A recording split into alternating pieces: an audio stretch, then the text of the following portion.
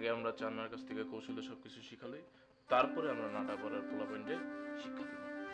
হারামজাদার সাথে একটু সকালাত করি, ভাবে তার সাথে আমার প্রেম। বন্ধুরে বাঁচাতে গিয়ে একটা মেয়ের জীবন আপনি নষ্ট করেন না।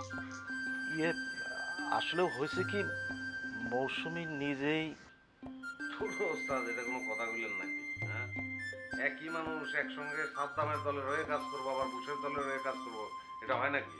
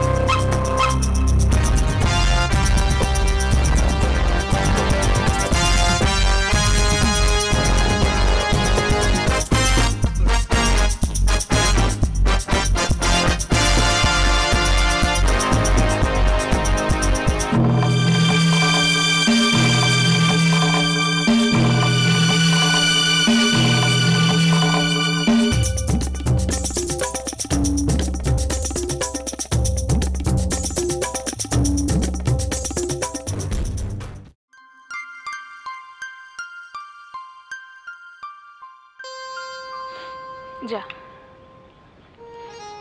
তোর একটা শাস্তি দিই। তুই আজকে গিয়া সুজন সারে কবি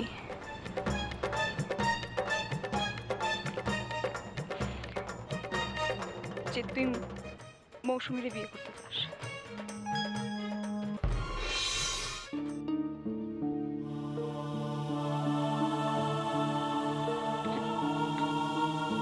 কি করলি তুই? তুই আমার কসম খাইছিস।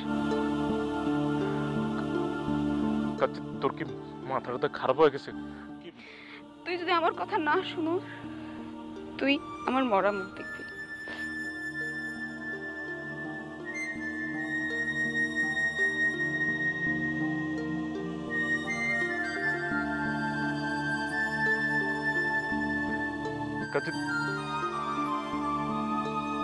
তুই যাই না বুঝা আমার সঙ্গে এমন করতেছিস। তুই জানোস যে এটা সম্ভব না। আমি সুজন রে যে এটা কইলেও আমার যাতা কইব, অপমান করব। খুশ না, আমরা ভুলে যা। কাঞ্চি কাঞ্চি, তুই তোর কসমটা ফিরায় নে।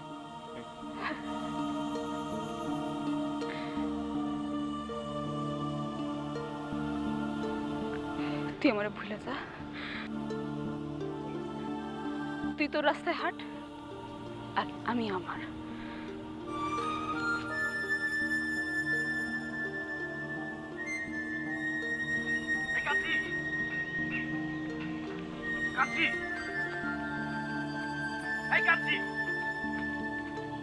কথা শোনো কাঞ্চি, কাঞ্চি দাঁড়াও। কাঞ্চি, তুমি তোমার কসম ফিরে নাও। না, ভাই খুব কষ্ট পাইতেছে। ওই মরুক।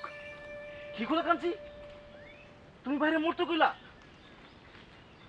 ভাই তো কইছে মৌসুমীর সাথে তার কিছু হয় নাই, তারপরও তুমি তার কেন এত কষ্ট দিতেছো?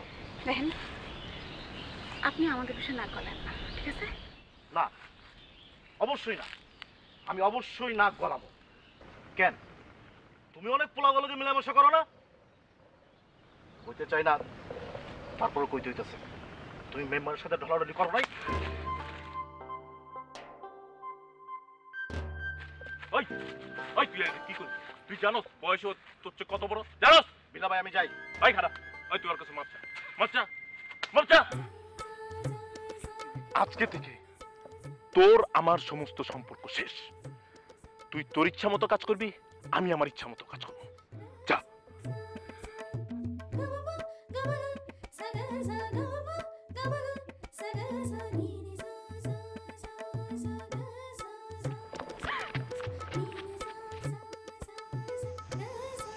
কি কইলা তুমি? গ্রামের ব্যক্তি জানে এক রাতে হঠাৎ করে এক লোকের লগে তোমার বিয়ে হয়ে গেছে, সে তোমার শহরে লেগে গেছে, ঘর সংসার করতেছিলা, তারপর তোমার স্বামী মরে গেছে, বিধবা হয়ে তুমি আবার এই গ্রামে ফিরে আইছো, এগুলো সব মিথ্যা? মিথ্যা। সত্যটা কি? স্যার সবাই বিয়ের রাত জানে ওই রাইতে আমগো বাড়িতে ডাকাতি হয়েছিল।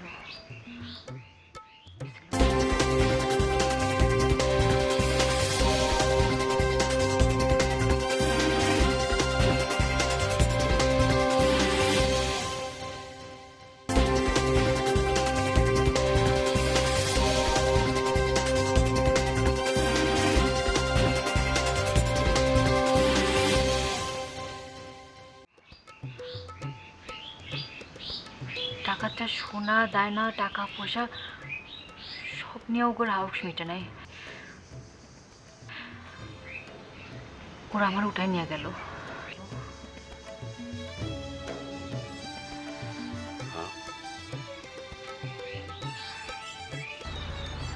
সুজন সাহেব, ডাকাতি সর্দার আমার উঠাই হয়ে গেছিল। তোমার নারকেল আর খুশবুজান ছিল পাশের গায়ে খালার বাড়িতে। ওরা আসল ঘটনা কিছুই জানে না, আসল ঘটনা জানে আমার মরা বাপ আর চাচা।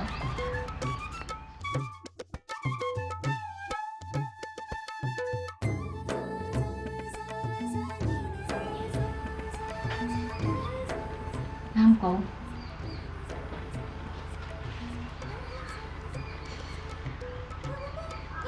জানি তোমার কিছুই কর নেই, টাকাতে সর্দার আমার। চুপ করো, চুপ করো। কেন তুমি শুনতে চাইছিলে না? শোনো, তোমার শুনতেই হবো। তুমি না শুনলে এই কথা আমি কারে করবো?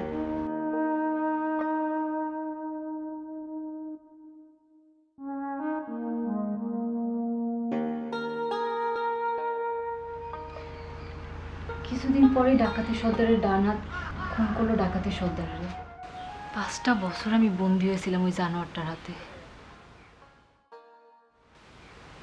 পুলিশ আইলো, ও আমার ছেড়ে পালাই গেল, আমিও পালাই চলে আসি। আমার যাওয়ার কোনো জায়গা রইল না, তাই ফিরে আসি এখানে। 2 দণ্ড শান্তি চাই সুজন শাহ, কিন্তু তুমি বারবার এসে আমার শান্তি নষ্ট করো।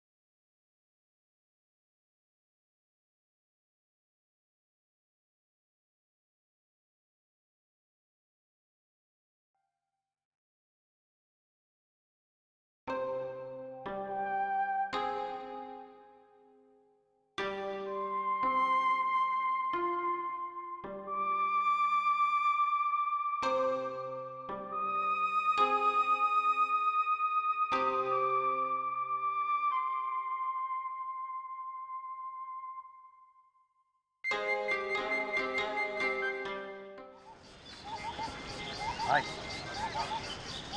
ভাই, তোর সব মুশকিল আসান হয়ে যাবে। আমি আমি গুলজানবুর সাথে কথা বলছি, গুলজানবু নিজে কান্তির কাছে যাইব, আরে বুঝাইবো তোমার আর কান্তির সব ঝামেলা মিটে দেবো, কান্তি পর তোমার কাছে ফিরত আসবো।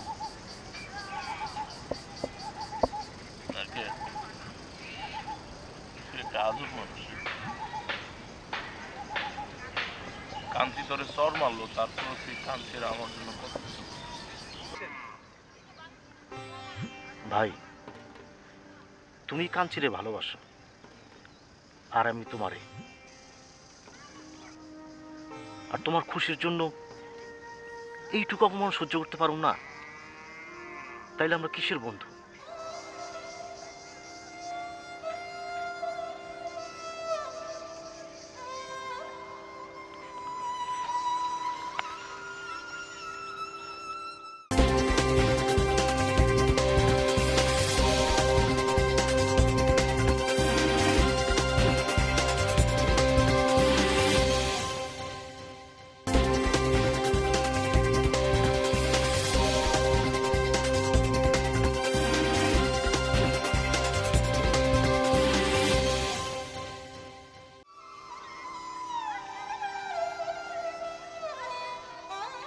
তুই আমার বন্ধু না,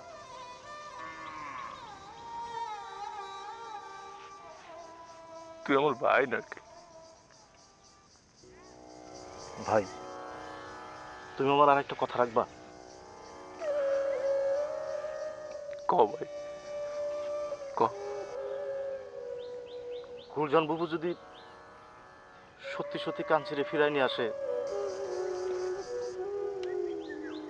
ভাই তাহলে তুমি আমার কথা দাও, তুমি গুলজান বাবু আর সুজন সার মিলন ঘটাইবা। সুজন শাহ? সুজন শাহ তোমার শত্রু। সুজন শাহ তোমার চেয়ে বড় শত্রু আমার।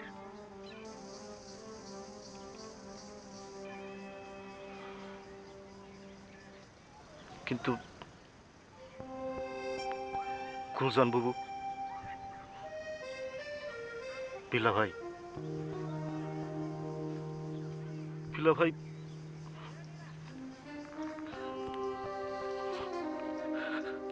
আমার গুলজান বাবুটা অল্প বয়সে বিধবা হয়ে গেছে ভাই। থাম,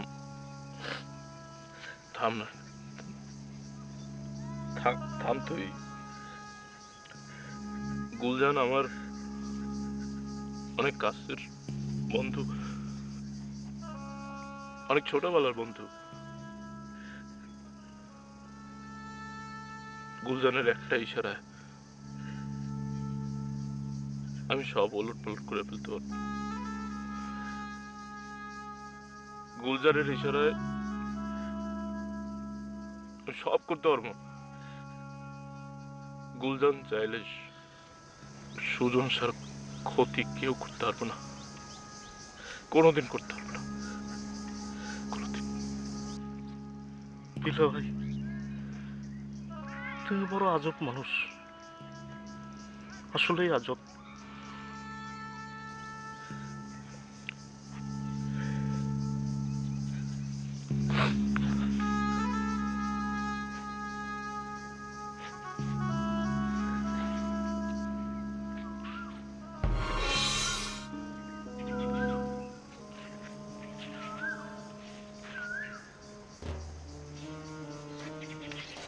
আমি বিল্লারে কইছি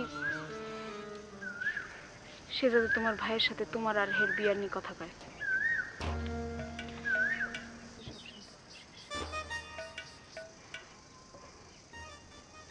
আমাদের মাঝে সব সম্পর্ক শেষ। তোমার আর হের মাঝে যা আবার হোক, এর মধ্যে আমার আর টানবা না।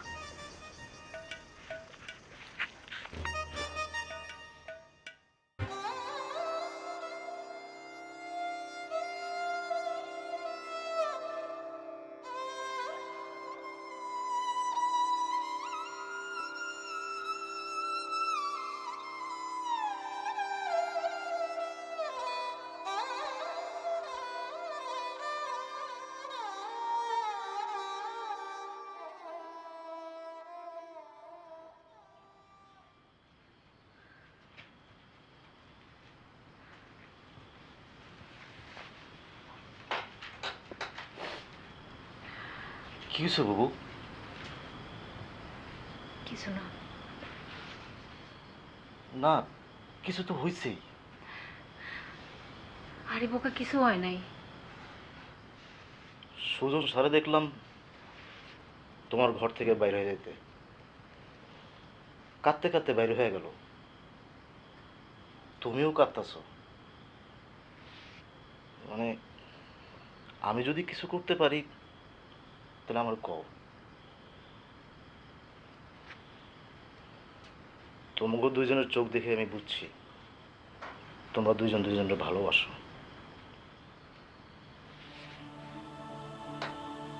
এইটা নিয়ে বিল্লা ভাইয়ের সাথে আমার কথা হয়েছে। প্রয়োজনে আমরা আমাকে শত্রুতা আমি ভুলে যাবো। বাবু, কিছু কও।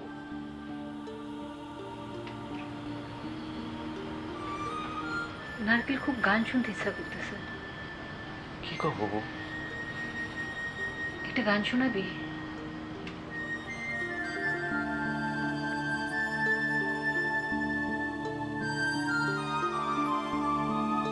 ওরে কাস্টে লোহায় পীড়িত করে, নৌকাটি সাজাইয়া পরে, দুয়ে মিলে যুক্তি করে, সুখ তাতে থাকে না।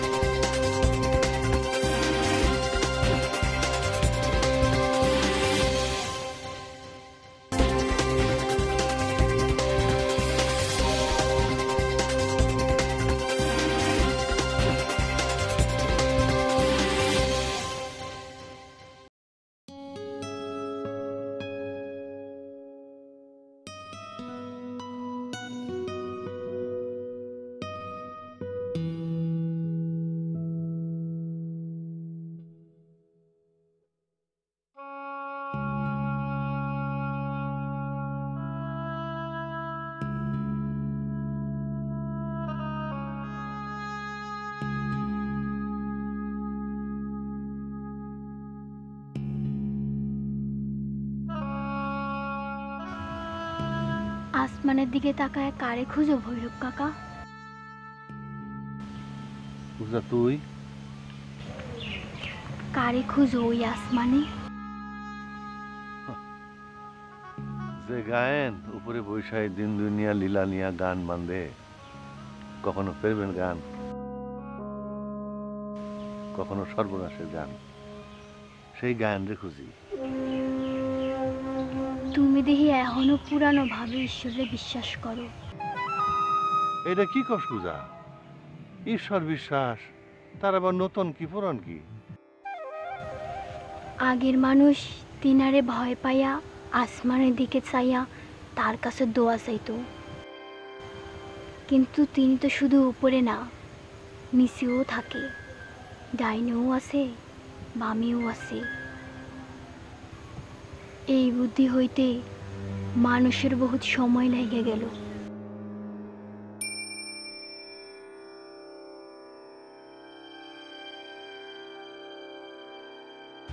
তুই ঠিকই করছিস পূজা, তিনি শুধু উপরে না, সবখানে আছেন, সবখানেই তার লীলা, শুধু তার চোখে দেওয়া যায় না।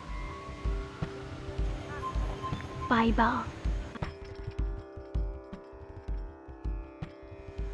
একদিন একদিন ঠিকই পাইবা। কবে পূজা, কবে? আইজ তোমার পা যেমন অবশ, তেমন করে যেদিন দেখবা তোমার পুরো শরীর আর মন অবশ থাকবো, কিন্তু চেতন থাকবো ভরপুর, সেই দিন দেখবা টুক করে আইসা তিনি তোমারে দেখা দিছে। পূজা, পূজা, পূজা, এই ভৈরব সারা জীবন কোনো মানুষ গুরু পাইল না। মনে মনে আমি আমার মরা দাদার এই গুরু মাই না এতদিন ধরে সাধন করতেছি, কিন্তু তাতে আমার সাধন হয় নাই। তুই হতেছিস জন্ম সাধু, এখন আমি বুঝতেছি তুই মায়ের পেট থেকে সাদিকা হয়ে জন্মাইছিস। তুই আমার মুরিদ করে এলো, তুই আমার বয়াত দে, তুই আমার বয়াত করে দে, তুই আমার বয়াত করে দে। আমি তোর আসল ধরে গুরু পরম্পরায় ভবসাগর পাড়ি দিব, আমার তুই বয়াত করে দে।